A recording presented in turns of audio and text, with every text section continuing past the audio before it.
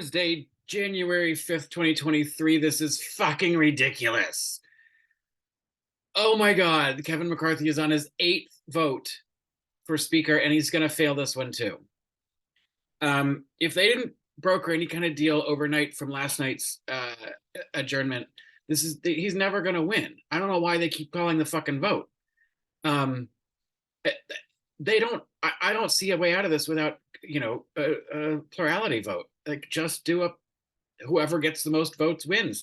It's the only way to call the bluff of these 20 fucking hijackers of the Republican Party. I mean, I think it's fine to the Republicans are in disarray and they're fucking it up. And if if this goes on too long, eventually people, government workers stop getting paid. I mean, there are some consequences to not having a functioning House of Representatives. There's no committees meeting. There's security issues and national safety issues. So I don't know. It just does seem like this is the definition of insanity, doing the same thing over and over again and expecting a different result. The 20 aren't going to budge. I don't imagine. I mean, they've given the 20 every concession they can possibly give them.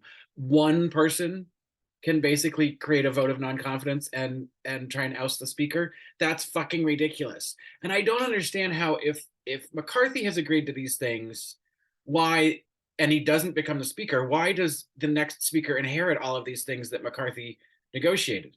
But all these rules changes. It feels like if he agreed to change the rules, but he didn't win, then anything that he agreed to can't really be enacted. But I don't know how it works. This is a level of government that is beyond my comprehension. It does seem like there needs to be some sort of protocol put into place that after pick a number. If it's after 10 votes and you haven't decided, then it automatically goes to plurality. Like, just somebody's got to cut this off, because it's literal insanity. And it's driving me crazy because I just watched a little bit of CNN, and Jake Tapper was talking to someone about, when does this not become funny to the Democrats? When do they start to do something about, watching all this unfold? And it's fuck you, Jake Tapper. It's not the Democrats' problem to solve. They're doing everything right that they're supposed to do. If this needs to end, then what the Democrats could do instead of solving the problem is go to talk some Republicans into changing their vote to Hakeem Jeffries. But the Republicans are never going to do that. So, start advocating for plurality. This isn't the Democrats' problem to solve. And the only person I heard John King say a couple of times, and he's all popped up. It's really funny. I haven't seen him on camera, but I've heard his voice. And he's talking about, this is a section of these 20 are a section of the House. They never wanted to be in the majority, and they don't want to govern. And all of these changes and these rule changes that they've asked for and gotten, and yet then still not, even though McCarthy has given it to them, they haven't given him the votes. So he's giving up all this power for nothing. But they're getting what they want because they don't want to govern. That's their whole thing. They want power, but they don't actually want to help anybody, and they don't want and they want to consolidate the power to protect themselves. This is largely a group of people. Gaetz is under investigation for sex trafficking. They're all election deniers. They're in hot water from January 6th. If anything ever happens from that, so and they know they're all guilty. So they're just trying to wield power to protect themselves, because they don't want to govern. They don't have anything to do with the people. And sadly, there are people in this country that are voting for them and have voted for them, and think that those fucking idiots are patriots. They're seditionist traitors, and our electorate is disappointing. And I get it. They're in these weird pockets, of gerrymandered districts where they're, the MAGAs have a stranglehold. At some point, uh, you know, there needs to be some sort of recalibration in the House. But I don't know that anybody's got the guts enough to do it.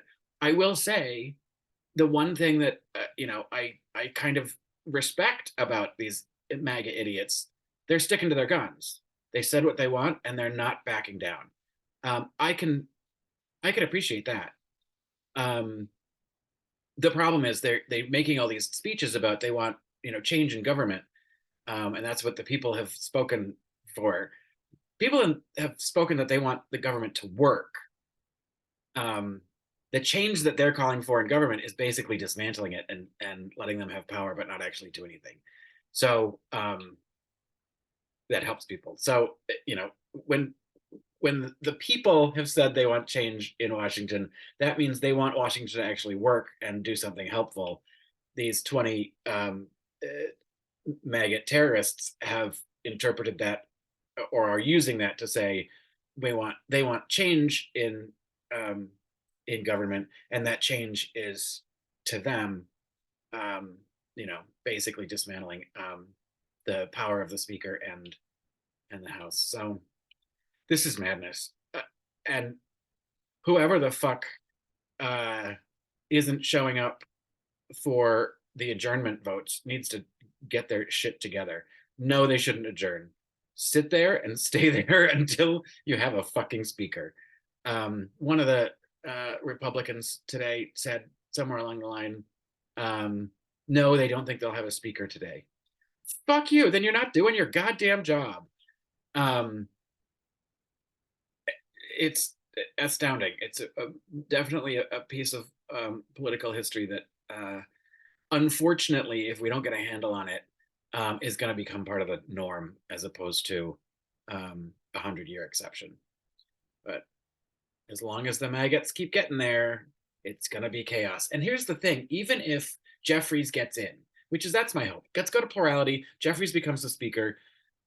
Before Gaetz can stand up and say, I object to him as the single person that's allowed to just, create, I don't know what they call it here in parliamentary, they call it, non-confidence, but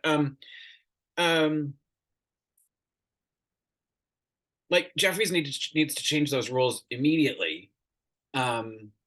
But the problem is, no matter what happens and no matter who becomes speaker, all this performative crap is never going to go away. Gaetz and Boebert and that whole crowd are just going to create chaos in the House of Representatives for as long as they possibly can, and to prevent any legislation from actually happening. They want it to be broken, and then they want to blame everybody else. But let's see how it goes. End recording.